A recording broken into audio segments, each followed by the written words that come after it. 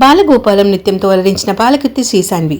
సాయి అభినయ కళాక్షేత్రం నాట్య గురువు సంధ్యారాణి శివలంక ఆధ్వర్యంలో హైటెక్ సిటీలోని అన్నమాచార్య భావన వాహిని కళాక్షేత్రంలో శనివారం ఏర్పాటు చేసిన చిన్నారుల నృత్య రూపం ద్వారా శ్రీ వెంకటేశ్వర స్వామికి నృత్య కైంకర్యం నిర్వహించారు.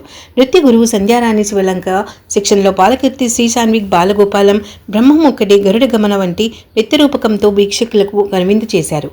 బ్రహ్మముక్కడి పరబ్రహ్మముక్కడి అనే నృత్య రూపకంతో లయబద్ధంగా నృత్యం చేసి శ్రీ వెంకటేశ్వర స్వామికి నివేదనను చేశారు.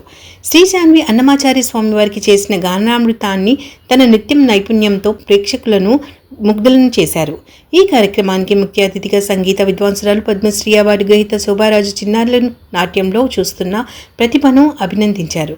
కూచిపూడి నృత్యంలోని మెలకువలను లయబద్ధంగా నృత్యం చేయడం, స్వామివారికి నిత్యం నైవేద్యం నివేదన చేయాలని, మరింత మెరుగైన నాట్యంతో చిన్నారులను అంతర్జాతీయ స్థాయిలో గుర్తింపులు తెచ్చుకోవాలని కోరుతూ చిన్నారులను ఆశీర్వదించారు. అనంతరం సంగీత విద్వాంసురాలు పద్మశ్రీ అవార్డు గ్రహీత నృత్య ప్రదర్శనలో పాల్గొన్న చిన్నారులకు జ్ఞాపికలను అందజేశారు.